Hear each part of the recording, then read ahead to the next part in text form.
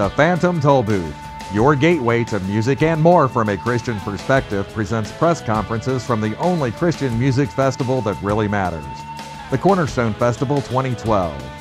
Sit back, relax, and you will hear from some of the most fascinating, intriguing, and sometimes controversial musicians, authors, and organizations around. Tollbooth.org. Slow down and have your change ready. Absolutamente. Welcome back once again, ladies and gentlemen, to the Phantom Toll Booth Cornerstone 2012 press tent. Joining us this afternoon with your host, Brett McAlpin, is Squad 5-0. Hello. Yes. All right, welcome, guys. Thanks for having us. Let's take a quick moment before we get things started to each of you introduce yourself and tell us what you do in the band, musical or otherwise. Okay.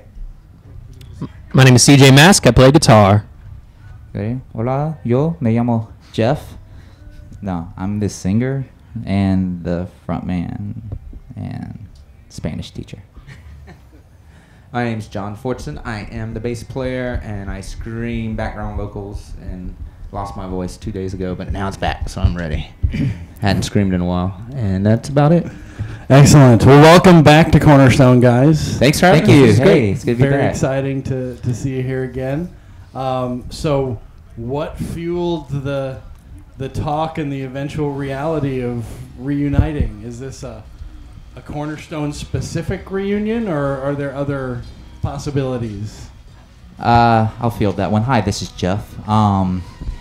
It was, I don't know. A couple years ago, I started teaching high school Spanish, and I had summers off, and I was like, hey, it might be fun to go back to Cornerstone one more time. And I called or emailed somebody, I think like one of the Watala brothers, and it's like, hey, what would you think about Squad doing a reunion at Cornerstone? And he was like, oh, I think that would be great. And then we text back and forth for a while, and he put me in touch with some people. And around Christmas time, I got an email that said, hey, yeah, we'd love to have you. Come on. And I called John, and were you willing? I didn't even ask anyone else if they were willing to do it yet. I just assumed they probably would be.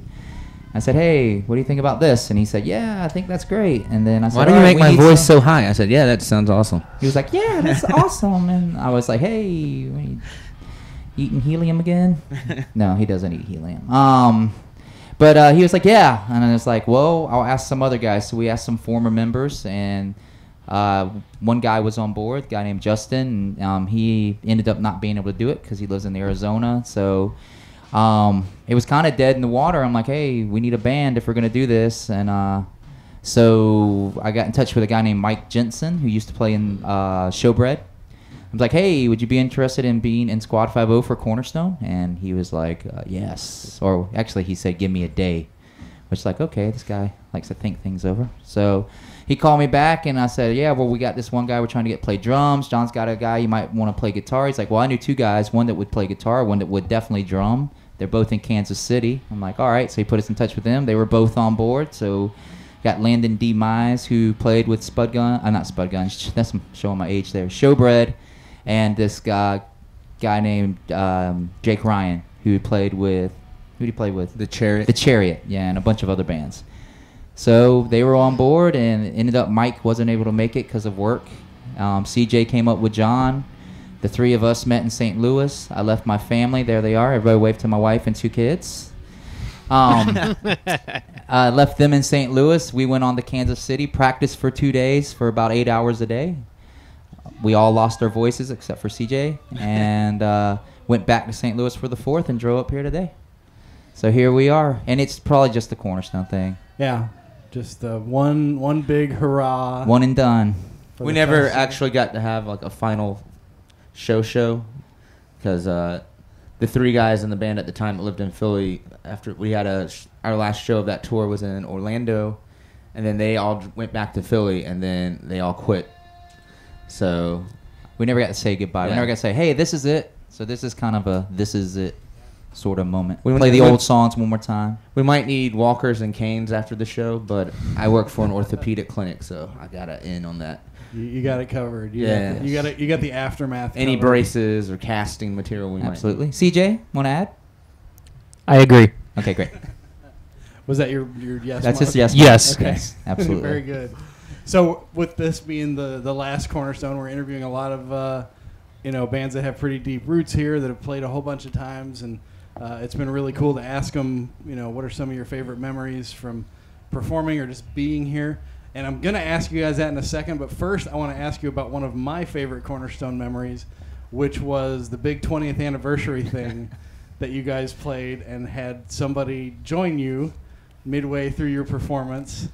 And I wondered how in the world that came about, that you had Mike Knott come out and be a part of that. I think we just approached him and said, we learned the song without even asking him. And we approached him here and we were like, hey, do you want to come on the main stage and sing Rock Stars on H with us? He's like, sure. And then so we and didn't. then it He happened. didn't. We didn't specify. We just said, well, we start. This is what time we start. I think I remember and wondering if he was actually going to show up. I don't remember seeing him before we went on. And Yeah, then- that's what I was gonna say. We started the set, and halfway through it, I'm starting to think, well, he's probably not gonna show up. So we're just going halfway through the set. I see this golf cart coming down towards the main stage, and Mike Knott in all black sitting on the back, and he walks up. He's like, "I'm ready." We started the song. He played. Jeff took his shirt off. Mike took his shirt off. There's lots of. I mean, it was a lot Mike of fun. made me feel a lot better about my physique. And as You soon could as tell he'd been working as out. soon as we were done, he goes, "That was fun." Got back on the golf cart, and there he goes up the hill. I remember more. It was more surreal to me. I was like there, and I don't think I saw the golf cart. I just assumed he had some type of Harry Potter invisibility cloak and removed it at the right You moment. never know with Mike. And then he was gone, but there was like a fragrant smell of strawberries. True And then- story. and True then story. That led to him actually singing on our last record. Yeah. He came in and did background vocals for one song, and actually painted painted a picture of our whole band and gave it to us. Did he really? Yeah, Dave. Why have I never seen it? Dave has it. It was after we both Dave. left. I had to leave to go get married, and which is a priority. And Dave and Adams, they got it. They painted it. I've never even seen it. Yeah, it looks pretty cool. I'm not playing tonight till I see it. We better get on the phone to Dave, see if he Oh. can mail it to us. Dave. Well, for people here standing or sitting in the audience, we do like these press conferences to be as interactive as possible. So if you would like to ask, Put your 3D glasses on now. if you would like to ask them a question, please come around over here behind me, tap me on the shoulder or something, and we would love for you to get to talk with the band. Yeah. So You could even ask in Spanish. yes. Seriously. Are there any other languages you might answer in? No. Just bilingual's No. good. No. Good, Good good, job, good, man. good. Should we pass the no mic now? So when was the first time that you guys performed here at the festival? 1997. Yes, 97. 97. Yes, we were Nin- but wee lads. We came the year before in 96, but we 96 didn't. was our first year. Yeah, 96 was our first year, and 97 was the first year we played. And I think we had a run of, what? 97 to 03 Yeah. without missing a single one. So So what were some of the highlights? the heat. Well, you know how it is. You're either going to get dry and dusty or you're going to get the mud people. Yeah. Both were fun, though. I mean, it was a time, till we started touring, I'd never been further west than Alabama, I guess. And now I've been to every state but two, North Dakota and Alaska. I'm going to make that happen someday. Yeah. But I got to, at 19, I got to go out and see the country, I was just this kid from this, medium-sized coastal Georgia town and never had much aspiration, any expectations of seeing a whole lot. And then I got to see a lot, and it definitely a blessing. It was, Cornerstone memories. Our first year, my wife came with us. She had just graduated high school. We were dating, and I left with sores in my mouth because we camped too close to the road and all the dirt. We just inhaled it for a week straight, and my mouth was like that when I left.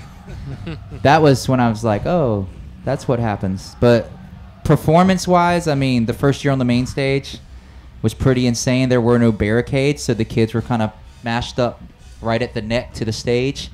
And I actually have a really cool picture that Brandon Nebel from Tooth and Nail took of me crowd surfing in this mass of people that just looks like it goes on forever. And you can just see kids' heads on the stage like, don't kill me. And It was exciting. It hangs above our computer at home now. And every once in a while, I'll look at it while I'm answering my school email.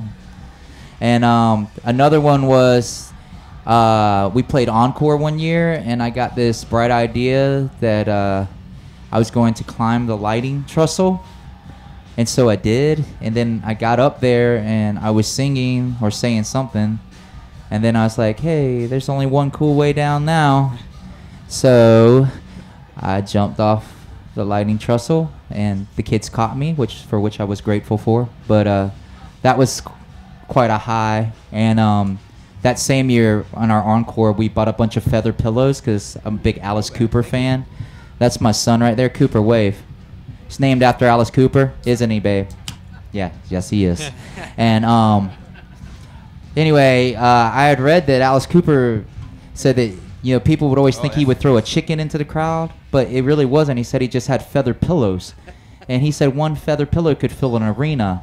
So we bought 7 feather pillows, and we cut the corners off, and we had a pillow fight. And at the end of our set, I was up to my knees in feathers. It was amazing. It took me a week to get all the feathers out. I had really long hair at the time. And it was quite rewarding coming back the next day and just seeing that they brushed the feathers off the stage, but they were still just at the foot of the stage, like up to your waist. It was amazing. I might have seen some of the lighting trestle show.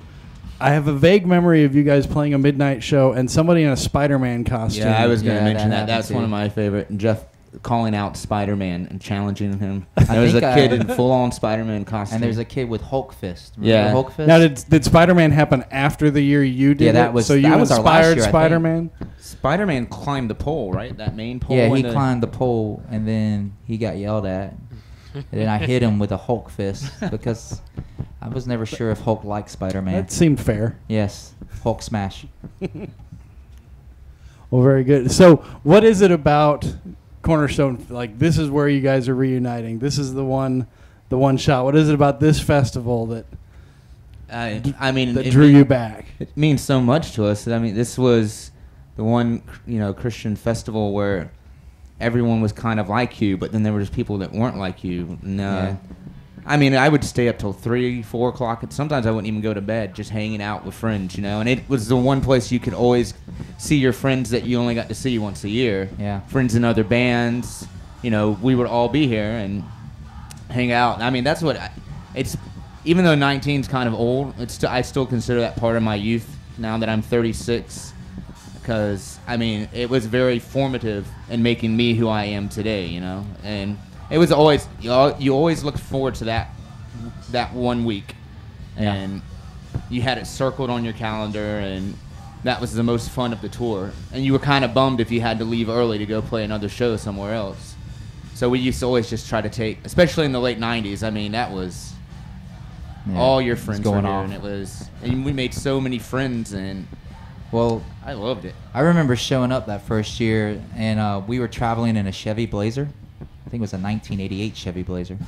And we pulled in, and outside of Georgia or Florida, we'd never really played shows elsewhere up to that point. And we showed up here, and we get out the Blazer, and some kid goes, "You're Jeff from Squad 5." I go, "I am." I'm like, "How do you?" And I end up hanging out with this kid. Going to his campsite, we had some hot dogs. It was awesome. I'm like, wow, this is amazing. And we played the underground stage that year.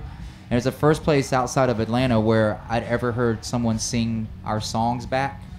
And it was just magical, And then you were just hooked on it after that. It was the first place where there was a true sense of community outside of our little bubble of the South, And so it's kind of in a sense where I consider our career kicked off. So if we're going to say goodbye, this is where I would want to do it, Well, any special treats you got planned for the set tonight that you're... We have a surprise that Okay, I've not even told my spoiling. wife about, and she's angry at me. I love you, girl. I love you. You complete me. I don't think we're gonna. We're not going to stray from the formula too much. Yeah. We're covering a large section of the catalog. Well, the band changed a lot over years, and so we're going to play things from pretty much every album except the very last one. I mean, I had to go back and relearn. I'm relearning my own songs. It took a while too, because I have a 7-month-old and a 4-year-old, and I worked some pretty crazy hours at times. So, I normally would start practicing when everyone went to sleep. So that could be like 11 o'clock at night. And on weekends, sometimes I'd practice till 4 in the morning. But I always, when I went back and listened to it, I thought to myself, if I could go back in time and talk to my 20-year-old self, I would tell him to slow down and not play so fast. But then I said, I think my 20-year-old self would tell my 36-year-old self to get over it, Grandpa, and suck it up. So I got over it, and I sucked it up, and now I'm just going to, I get it now, kind of. He's blazing, dude. Yeah. He breathes real heavy, but he gets through it. It's Oh, awesome. man, laboring. It's awesome. I just realized I don't have sunglasses on. Should I put them on? I look to my left and to my right, and They're Joe not Cool- required unless Dan wants to lend you his. Joe Cool. People were taking pictures. Oh, well, I have some $5 Walmart ones here. There you go. You're covered. This is my 5th pair of $5 Walmart glasses this summer. I should probably just break down. Yes. So we have one question that was coming to us via Linda, our fearless, one of our fearless press tent leaders. Hi, Linda. She wondered if you guys had bequeathed those Hulk fists to Family Force 5.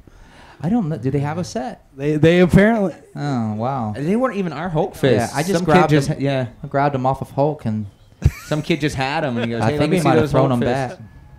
But that was this.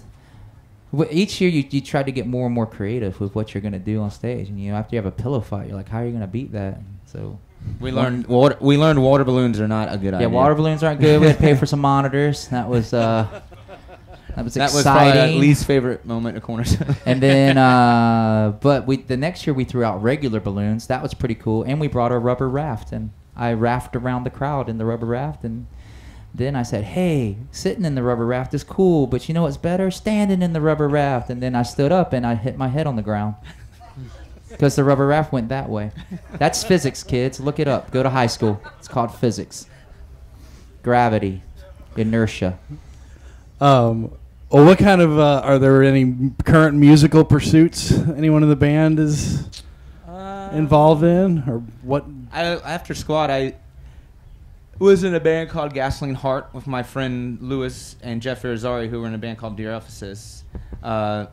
We weren't, we were all musicians and weren't really doing anything. So the three of us got together in a very hot storage unit and like, well, what kind of music are we going to play? So we just started messing around, writing some songs. And I did that up until 2 years ago. I just felt, and now Lewis moved to New York, Jeff's in Nashville, and I'm still in Orlando, where, I love being there. And I just had my second child, my son Porter, in December, beginning of December. He's 7 months old. This is his first Cornerstone, unfortunately, his last. But, and my 4-year-old daughter, she's never seen me play in any band, so she's going to be here tonight as well. And I told her I'm making her come out on stage and wave to people, and she's very excited about it. But that was it for me. And then CJ and I, we've played in, play some music together, but I mean, he's been in different bands, I've been in different bands in Orlando, and then we kind of jam with a few friends, but no more touring or anything like that. It's father time and Yeah. I'm starting a band called Squad 5.2.0. It's going to be awesome. We only played the last album. Instead of punk ska, it's going to be ska punk. Ska punk. Yeah, it's going to be awesome. Fusion. Yeah, it's over for me. I mean, I when the band broke up, I kind of had an identity sort of crisis. I'd always been Jeff from Squad. And I ended up pouring myself into the church, started volunteering, working with the junior high ministry at our church, and started coaching my daughter, Bri Wave. She's got sunglasses on too. She was 13 or 14 months old at her first Cornerstone, and now she's 13 years old. And then Cooper was 11 months old the last time I played. He didn't come to the festival, but he's 9 now. He's almost 10. And I ended up, poured myself into the youth group there. I've coached Bri, starting at the age of 6. Coached her in softball, which I know nothing about. But I know how to have fun, and kids like to play for me because even if we lose, it's like, we lost? I didn't realize we lost. It's like, yeah. Cupcakes, kids. I'm like, yeah. So I coached her from 6 to 13, and now I'm starting to coach my son there. It's kind of like coaching mutants, coaching boys. They don't listen or sit still for more than 3 seconds. But yeah, and I'm a Spanish teacher now. I went back to school, got my degree, been teaching Spanish for the last 2 years. Love it. Hope to do some missions work like in Latin American countries and teach kids and kind of feed into kids. I think that's why I love the band anyway. So you get to feed into young people and encourage them and edify them. And I think when whatever this band was, when we were the best at what we did, it's when we encouraged people and edified people and there was a sense of community, you know? And not so much about the band, but more about like all of us together. And that's what I'm hoping happens tonight, you know? We see a bunch of old friends we haven't seen in a while, and we sing some songs that haven't been sang in years, and it'll be fun. But yeah, but for me, the music's, it's you know, I love it still. I still love a lot of newer bands and a lot of older bands, but as far as making music, yeah, I'm going to camp next week. It's going to be like this, but for a week straight. Well, this is a week straight, isn't it? So, were there bands on at the festival this year that you guys were excited to get to see?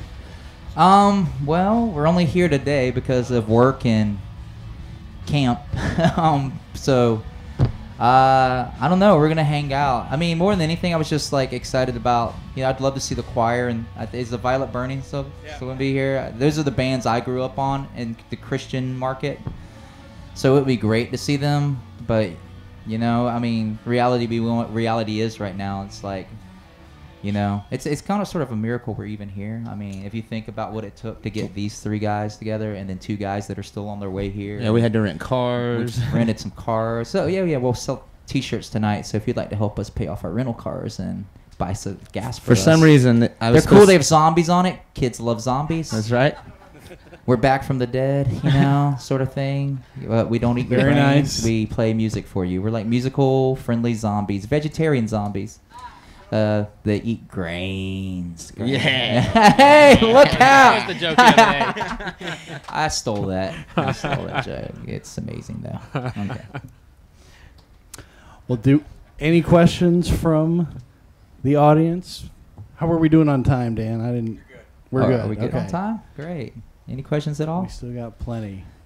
None whatsoever. What? You've been Anything? very thorough. Cooper, apparently. anything you want to ask, like for Christmas or All something? right, right here in the back. Come over here. Oh, the microphone. Here it comes. Hey, make sure you say testing, 1, 2, 3. That's what you do when you get a mic. 1, 2, 3. Do you have any like crazy food stories from the road at all? Food Food stories? stories. Yeah, it's Of eating food? well, or I have a crazy throwing food? I have a crazy food story where the Insiders. Anybody remember the Insiders? Yeah, woo! Make some noise. They one day came up to us. It was kind of creepy, actually. They're like, "Hey, we have something we want to talk to you." I'm like, "Okay, what?" And then they presented us with this wrapped piece of meat called the yard o' beef. And, you know, it was like shrink wrapped or whatever. And they're like, this is the yard of beef. It was bestowed on us by, I can't even remember who gave it to them. And you're only to give it to a band who's worthy of carrying the yard of beef. And so the yard of beef stayed in our van for, I don't know, 2-3 months. And we soaking up prayed it some never heat. exploded because And we were it just would hoping smell. that it would never explode because it was probably pretty rancid. But we didn't eat it or anything like that. But that was the most. We passed it to another band, and for a while it kept being passed around from band to band. What band did you pass it to? Lugnut? Anybody remember Lugnut? Yeah, Brazil say. Yeah. Yeah, we passed it to Lugnut. These guys were crazy. And then one time we went to eat in St. Louis after a show, and we went to this diner, and they gave me this glass, and it had some like old food on it. And I was like, hey, I want to freak some people out. Watch this. And then I had food poisoning the next morning. That was awesome. And then John tried to sing the songs in Nashville, and it did not work. I got through part of it. Yeah, we played the show in Nashville the next night, and I was all food poisoned up there, like, ugh. And I got halfway through it, and then I left, and then I went to the hotel, and I was sleeping, and John goes, you're never going to believe what happened. And they met Cinderella. I was there. We met Cinderella. Yeah, we Do you met remember Cinderella, the band? They were practicing next door. And I was like, whoa, no way. And I was like talking, and then I had to leave because I was going to throw up or something worse, right? And so they get in the hotel. They come back from the show later that night. It's like, you're never gonna believe what you missed. I'm like, does Cinderella play after? It's like, no. This guy in the parking lot, he took some gasoline out of his car and put it in his mouth and spit fire and caught his face on fire. I was like, It was wow. pretty awesome. And then I threw up. But I had to. So Adam Garbinski used to play guitar, and I switched on it. We would stop after every song and go, "Hey, do you know the lyrics to this song?" He's like, "I think so." I'm like, "Okay, you try to sing this one."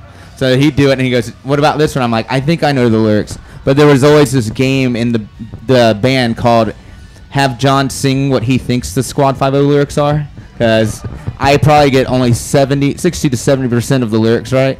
So I'm like, "Oh, that's what you said there? Okay." I think that happened at practice the other day, didn't it? Oh yeah, plenty of times. Okay, real quick question. Go down the table. What's the most awesome Cornerstone show you ever saw? Oh man, I gotta think about that one. John, you start. Let me think. Jeff, you go. Oh, I got one.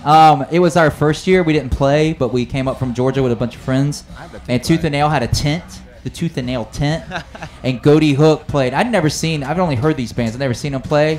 Goaty Hook was playing, and they were all shirtless and jumping around. I was like, this is great. And then they threw fried chicken at the audience. And I was like, I like those guys.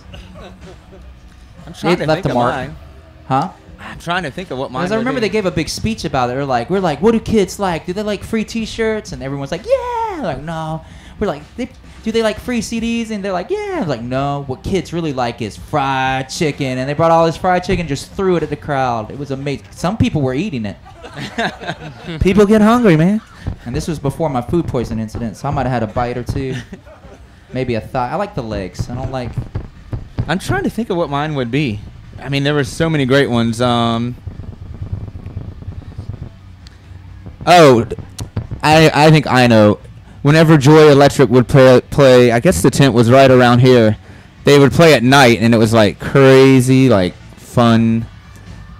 And we would dance, and there would be some kid with like random, like some kid had a telephone, and we were just passing like a full-on telephone that's supposed to go into the wall with a little stretchy cord, and everyone was just passing the phone to each other. And then I think the first year that we came and we didn't play was I saw 5 Iron Frenzy in a tent way over there, and that was amazing. And then I think right after I saw them, I saw the Supertones. So I was in ska heaven. It was awesome. It was scossum. John, what year was it that you almost got smashed by the cymbal and Gasoline Heart? Oh, I don't know what year. What happened? That might be my favorite. Why is my mic? I see how it is. My mic's quieter now. You've gone over your limit. He tweaked the BRQs.